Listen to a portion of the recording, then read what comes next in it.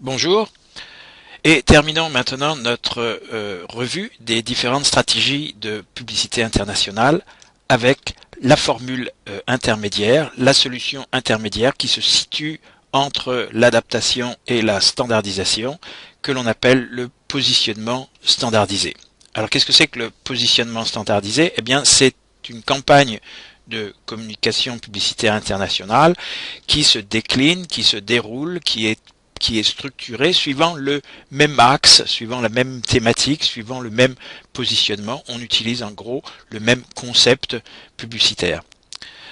En revanche, il y aura un certain degré d'adaptation nationale du thème spécifique et de la création spécifique.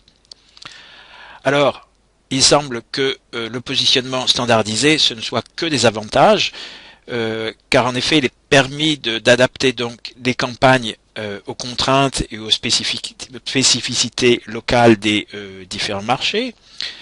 Il est désormais possible d'impliquer les équipes locales, les agences, les personnels des partenaires sur le marché national, et avec ceci, bien sûr, des gains de motivation de la part de ces personnels.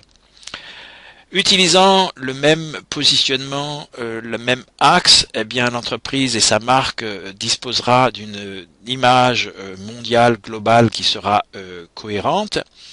Et en outre, le contrôle donc de gestion, d'encadrement, de surveillance de cette campagne publicitaire sera facilité et ce sera plus facile pour le responsable marketing international.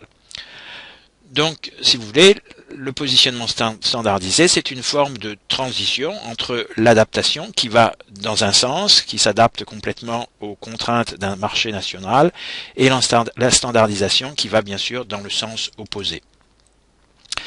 Alors, hélas, il n'y a pas que des avantages, c'est toujours comme ça. Il y a toujours aussi des inconvénients. Le marketing qui est derrière un positionnement standardisé dans la communication est forcément un marketing qui est standardisé. Ce qui signifie qu'il n'y a bien sûr aucune économie des coûts de production. La communication revient aussi cher qu'une communication adaptée, puisqu'il va falloir la décliner suivant des marchés nationaux, même si l'on garde le même axe, même si on garde le même positionnement.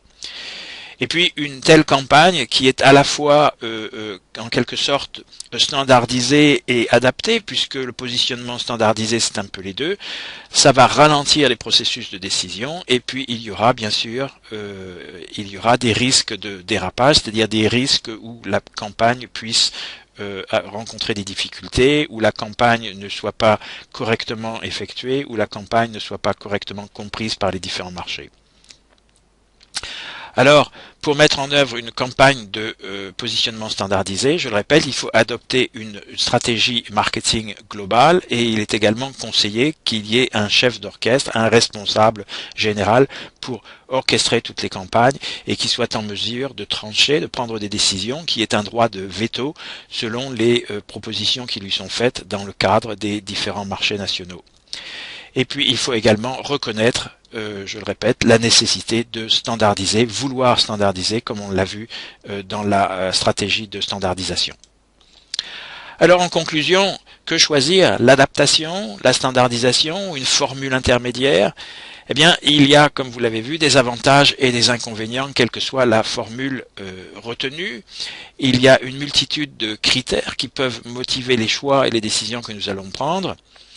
Et puis, en finale, on peut dire qu'il n'y a pas vraiment d'opposition entre ces différentes stratégies parce que le choix qui finalement sera fait doit se conformer à une logique dominante de décisions marketing, de décisions stratégiques, de décisions corporates qui vont affecter la publicité.